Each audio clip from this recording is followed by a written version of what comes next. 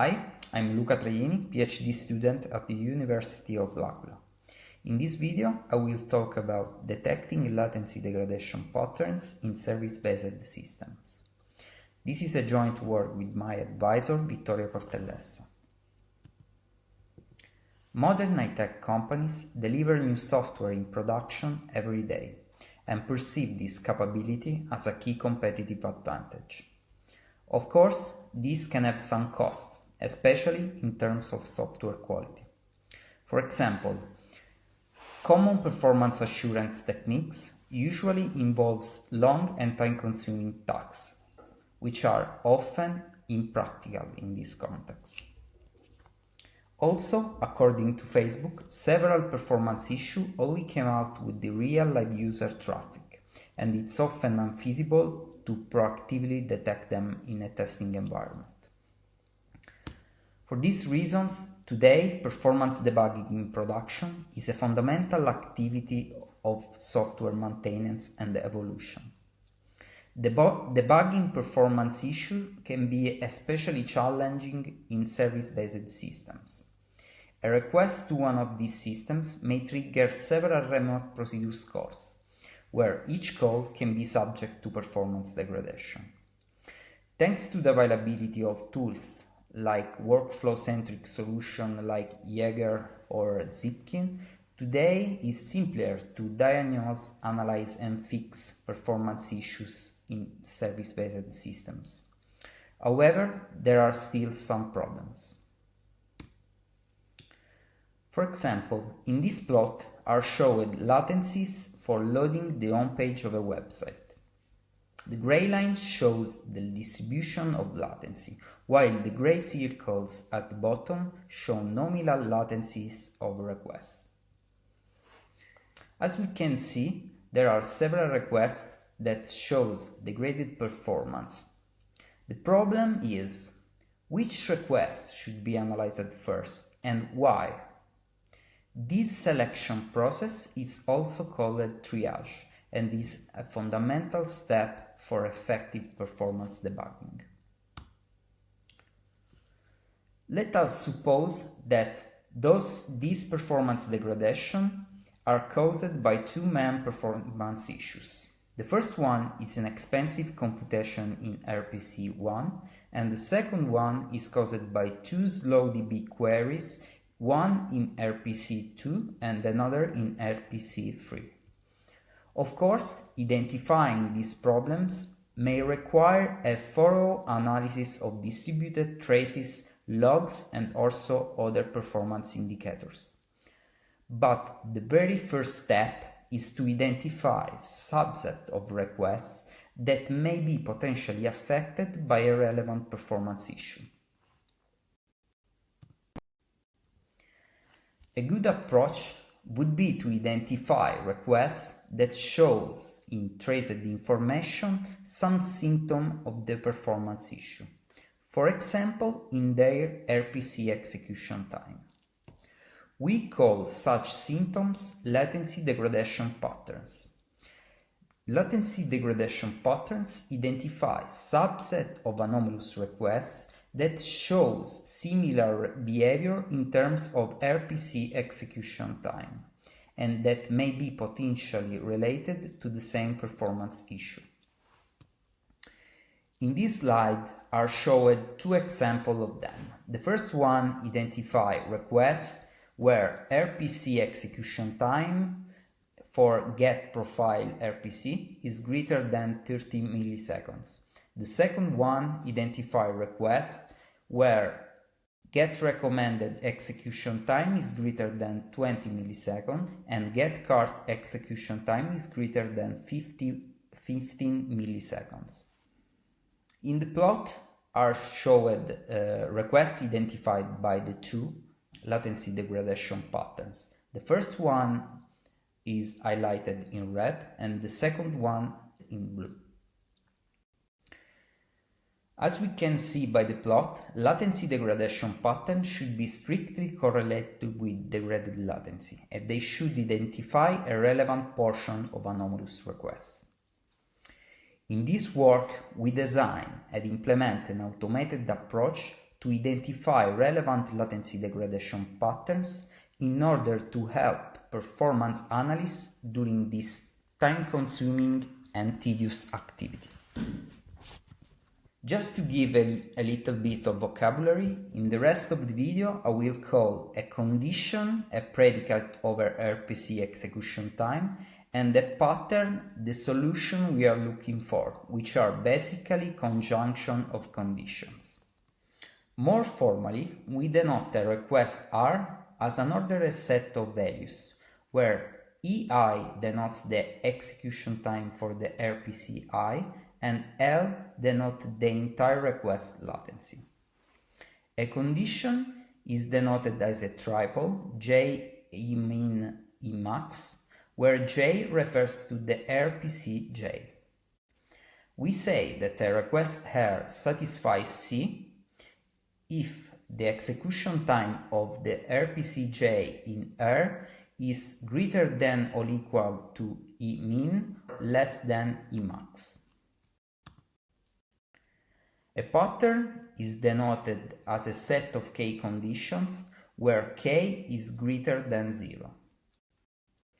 And we say that a request R satisfies a pattern P if all its conditions are satisfied. Let us suppose that according to a given system requirement, requests on the right side of this plot are considered as anomalous. We call such requests positives.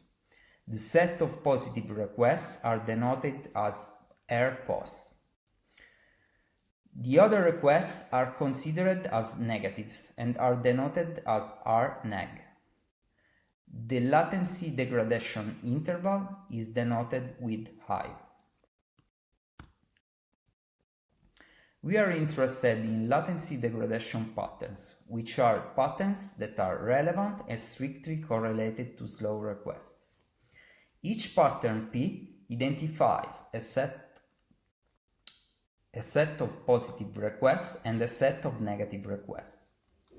We call positive requests that satisfy a pattern true positives, and we call negative requests that satisfy a pattern false positives for that pattern. Those two sets can be used to compute two measures useful to evaluate the quality of a pattern: precision and recall. Recall measures the portion of anomalous requests identified by the pattern. Precision is instead the fraction of positive requests among the identified requests. This plot shows requests identified by a certain pattern P.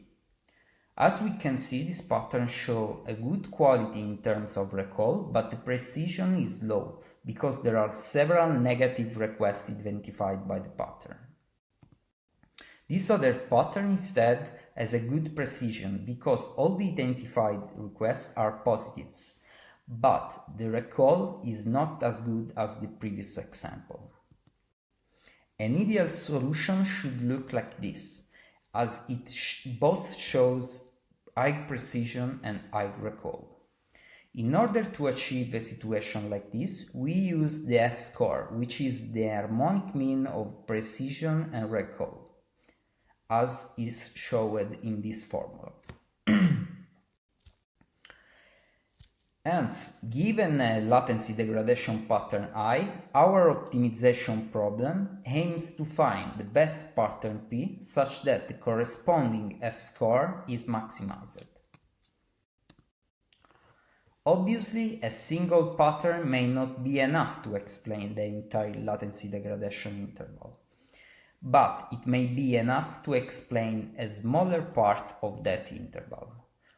We denote with theta of S min S max the F-score achieved by the best pattern for the sub-interval S min and S max. In order to effectively analyze the entire latency degradation interval, we split the interval with a set of potential split points. We use a mean shift algorithm with the aim of finding highly dense region of the latency degradation interval, and we select the split points with endpoints of each found clusters. The ultimate goal of our approach is to identify the best subset of split points such that the sum of f-score is maximized, as defined in this formula. The solution will provide both the optimal split for the interval and an optimal latency degradation pattern for each subinterval identified by the split. To recap, our problem involves two parts, a main problem and a sub-problem. The main problem aims to find the optimal split for the latency degradation interval, and the sub-problem involves finding the best pattern for the sub-interval. The main problem is solved by using a dynamic programming approach already used in latency profile analysis. The algorithm computes d of I for each potential split points as I. d of I denotes the best score that covers the interval S0 as I. d of 0 is equal to 0, which is the initial score, and the update step is computed by finding the best j less than I, such that d of j plus theta of sj as I is maximized.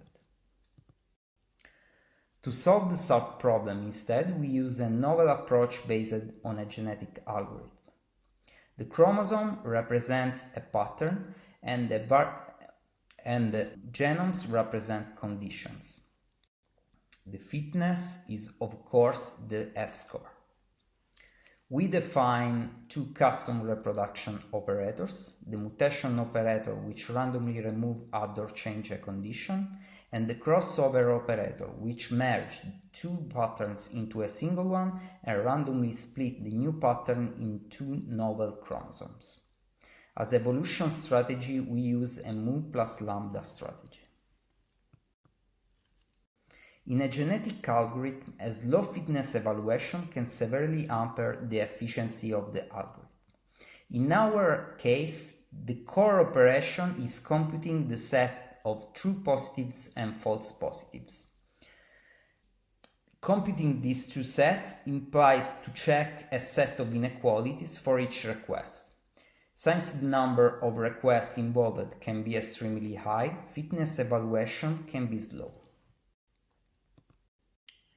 In order to improve the efficiency of our approach, we employ a set of techniques to optimize fitness evaluation. The core intuition here is that same checks are repeated several times during the evolution process. So we optimize the fitness evaluation by pre-computing these checks and storing them and by reusing them during the evolution process. This slide shows an example of check precomputation for the inequality RPC2 execution time greater than or equal to 235. Suppose that the subinterval under analysis is 500-600. First of all, we divide negative requests and positive requests while keeping their order. Then we compute check results for the inequality and we encode them into 2 bit strings when 0 represents a false and 1 represents a true. Then these bit strings are stored in a hash table where keys are paired RPC execution time. This data structure enables fast computation of fitness function. We can fastly identify requests satisfied by a generic condition J min max by getting check results for J min and J max. We can use stored bit strings and bitwise operator to compute requests satisfied by a condition. Once satisfied requests are computed, the set of true positives and false positives can be computed by simply using the AND bitwise operator. Obviously, it is unfeasible to exhaustively precompute checks for each possible pair RPC execution time. For this reason, we only consider meaningful RPC execution time.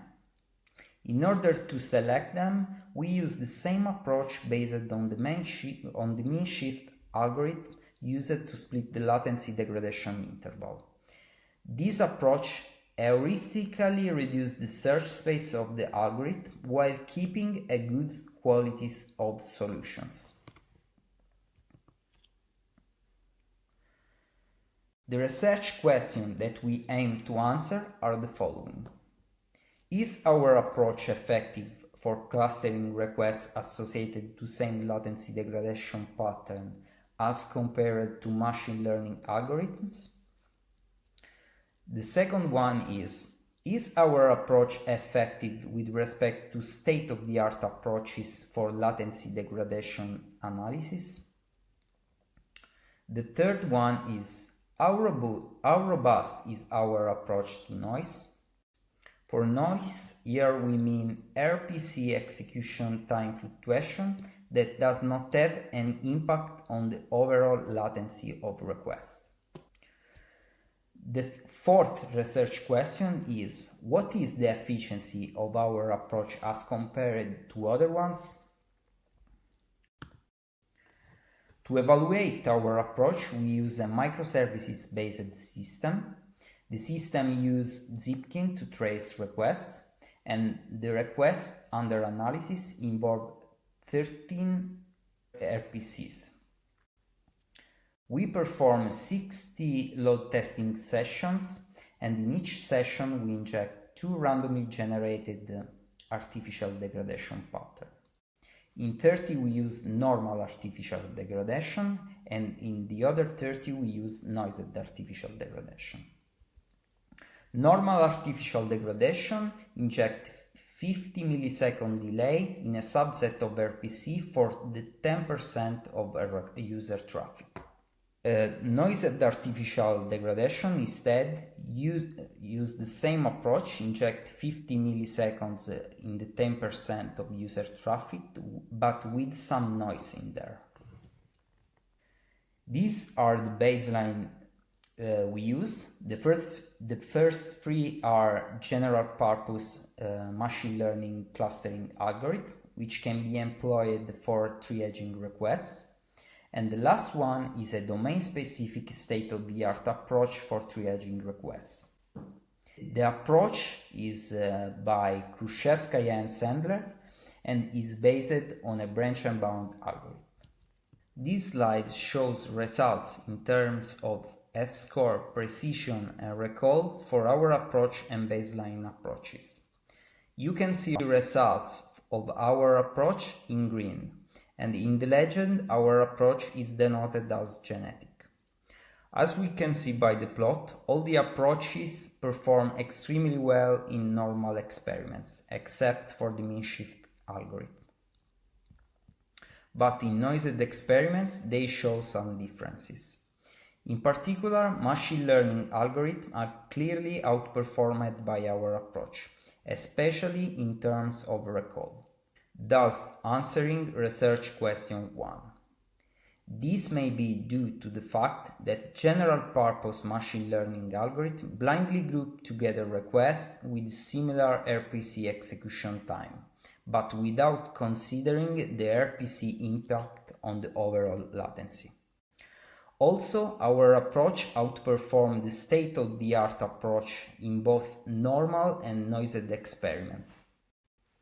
The Wilcoxon rank tests on the F-score report p less than 0.05, both in normal and noised experiments. This answers research question 2.